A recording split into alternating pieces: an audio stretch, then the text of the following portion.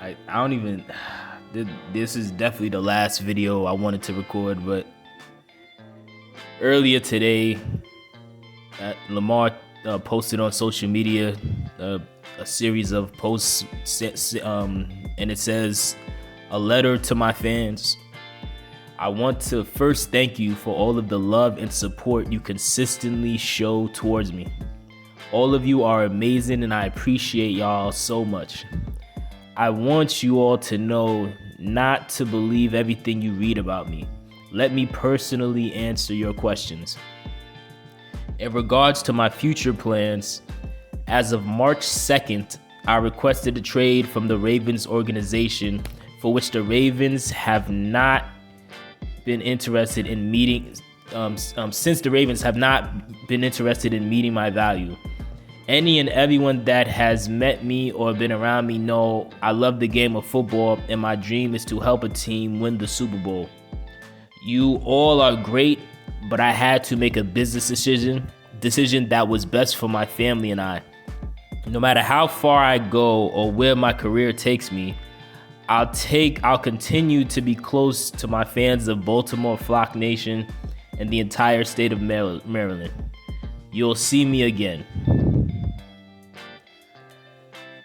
So while that's technically not officially anything happening,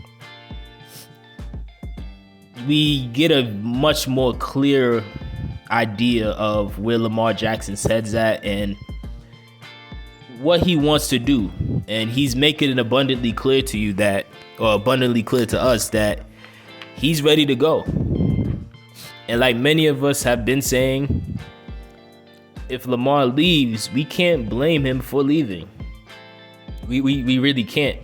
At the end of the day, this is a guy who the Ravens never truly believed in him from the get-go. I've said this multiple times. If the Ravens had the slightest clue Lamar Jackson was going to be as good as he was, they wouldn't have wasted a pick on Hayden Hurst in the first round. They wouldn't have wasted the first pick they had in that draft on a old average tight end that they didn't even keep for 2 years. They wouldn't have wasted a pick on that guy and risked Lamar being scooped up by a different team. The fact of the matter is they got lucky.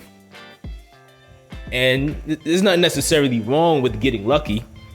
All of us in life at some point or another have been beneficiaries of luck. But at the same time, you need some sort of self-awareness, and you need to actually recognize when you struck gold, when you got really lucky in a certain area, and you need to, without hesitation, go all in on maximizing the opportunity. In the case of the Ravens and Lamar Jackson, at least so far, because nothing's set in stone yet. This could still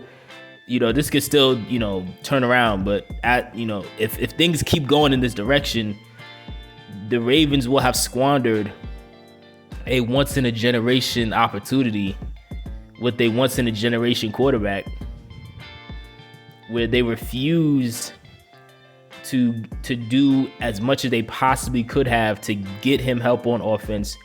They waited several years too late to get rid of Greg Roman. They waited several years too late to get rid of the strength and conditioning coach Steve Saunders.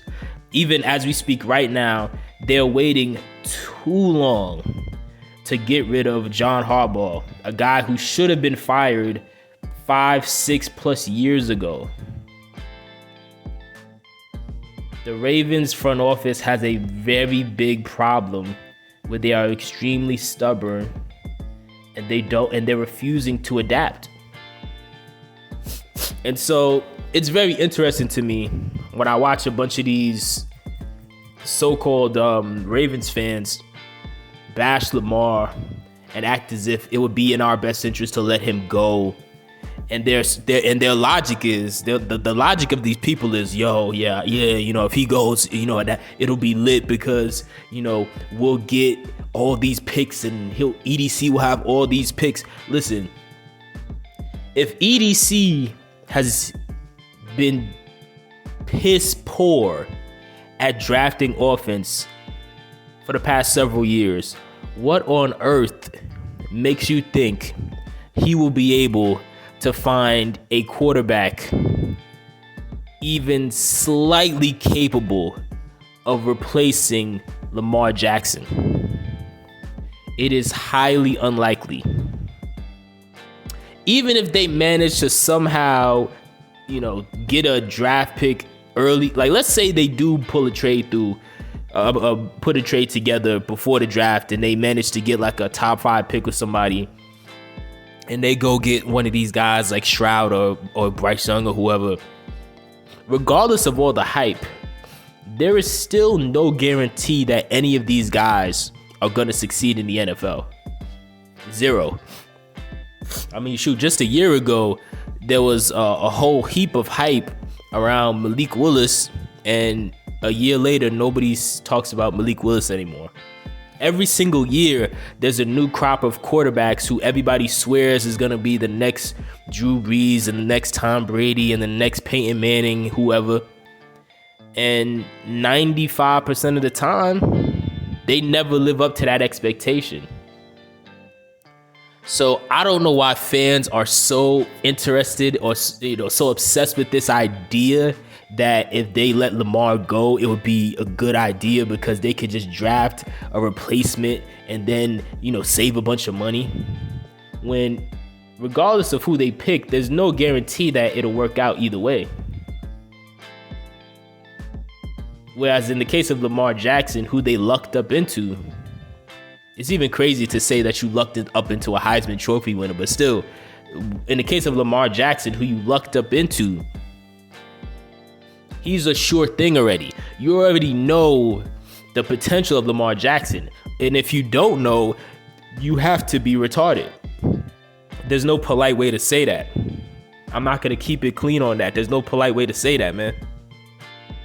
You have to be retarded. If you look at a guy who had one of the most mediocre supporting cast in all of the NFL, and this guy still managed to drag that team, despite being held back by the subpar talent around him, he dragged that team to a best record in the NFL, broke countless records, and was clearly the best quarterback in football and won the MVP trophy. If you think it doesn't take a genius to sit back and think, okay, so this guy's full potential, if we get him some serious help, would be easily best quarterback in the NFL, taking us to the Super Bowl. But apparently the Ravens don't view it that way, at least for the time being. I'm still hoping that something gets worked out, because it's still possible. It's not looking good, obviously, but there still is a chance that at the 11th hour, we could work everything out with Lamar. But if this keeps going in this direction, this will be the ultimate fumbling moment let me rephrase that. This will be the fumble of all fumbles. Like, how they have that expression, fumble the bag or whatever. This will be the fumble of all fumbles if you let an elite 26-year-old quarterback who hasn't even hit his prime yet walk out the door, and all you're gonna get in exchange is like, what, 2 draft picks? That satisfies you? I don't know. I get maybe to EDC and Steve Bisciotti, maybe that does, but that just further proves something I've been saying for months now, or really years now, which is the Ravens front office isn't serious about winning. They're the type of team that they're more than happy just being average at best, just being relevant enough to make the playoffs, and maybe every now and then they luck up into a deep playoff run. But the problem is, we're in a new day and age where that's just too unlikely, man. It's just too unlikely, especially when you're in a division and in a conference that is drowning within elite quarterbacks. If you think that you're just gonna beef up on defense and do nothing else on offense and just hope that you luck up into a good playoff run, you have to be smoking crack.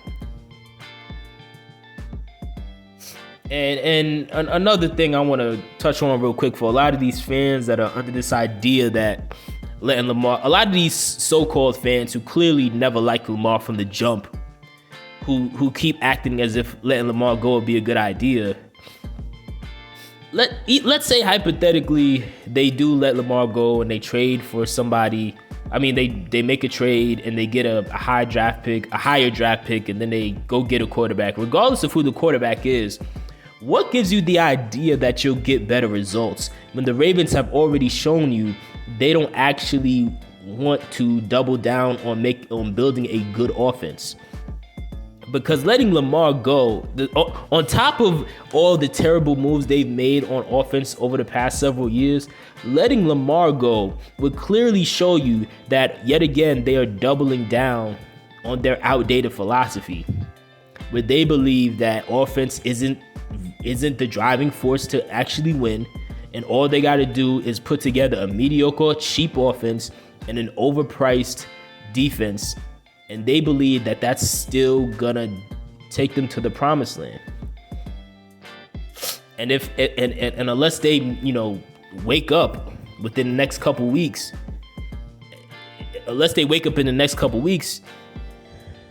we're gonna be screwed.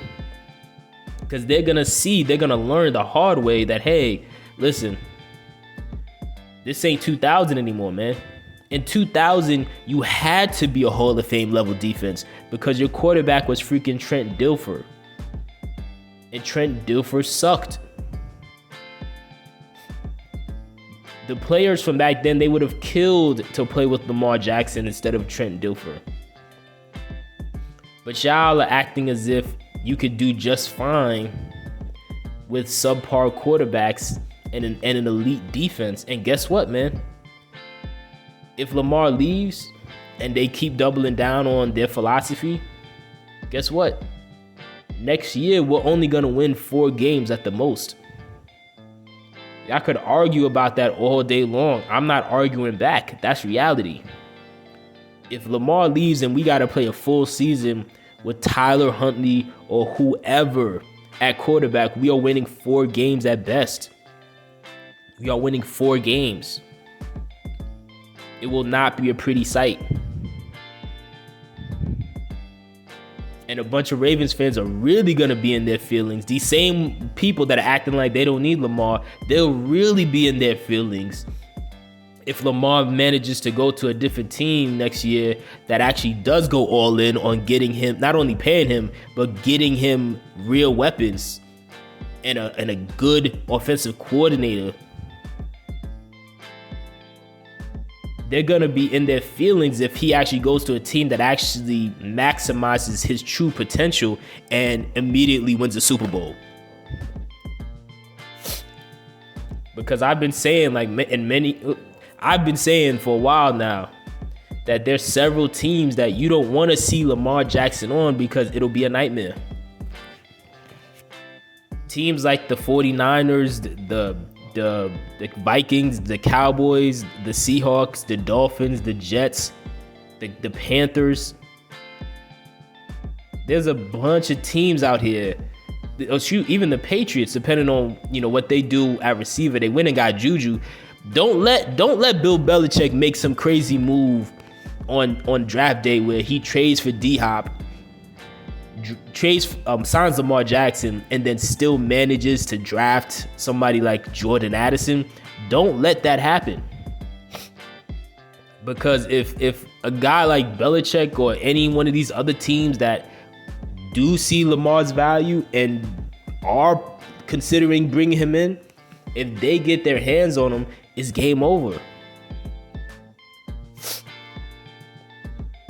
And obviously, I want Lamar to stay. I thought he was going to stay. I still believe there's a chance, obviously, but even if he leaves, I can't blame him. And I wouldn't be mad at him.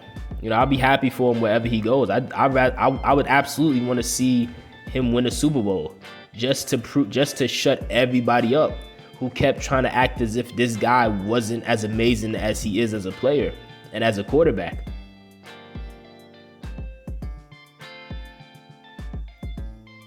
You have a lot of Ravens fans who are just simply spoiled and stupid and delusional. They're under this impression that you could just randomly go into the draft and pluck anybody and magically they'll produce like Lamar, when that's not reality. Sometimes in life, you only get one chance at something amazing. And to squander it like this, if we don't, figure something out, if this is truly the end, hopefully it's not, but if it's truly the end, this will be something worthy of a 30 for 30 documentary. If we truly end up letting Lamar leave when he hasn't even reached his prime yet. And the ironic part about it is, if Lamar leaves, like I said, next year we only average 12 points a game without Lamar Jackson. So for all y'all fans that keep thinking that we don't need him, we could do X, Y, Z, listen, I don't care how elite that defense is. If we're only averaging 12 points a game, we are not winning more than 4 games. We are in a day and age where even the most average teams can put up 30 points on almost any given night. If we're only putting up 12, it doesn't matter how good our defense is, man. We are in the AFC North and we're in the AFC. There's too much elite talent around. We would get destroyed.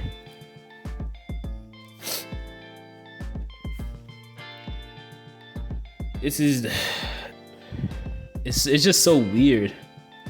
It's definitely weird, because we've all saw this coming, and I'm not gonna say we saw it coming, because many of us still think a deal can be worked out, but we all knew this was a possibility. But to see him make a public announcement like this makes it feel that much closer to the end, because you gotta imagine how much frustration he might have been holding back this whole time to finally put it out now, especially at such a strategic time where John Harbaugh, he had to do some presser for the owners meeting, and he waited till that exact moment to pop this up, to put the ball back in the Ravens court, where people are now finally starting to put the fire to them and say, what's wrong with you? Why are you so insistent on getting rid of this guy or not paying this guy?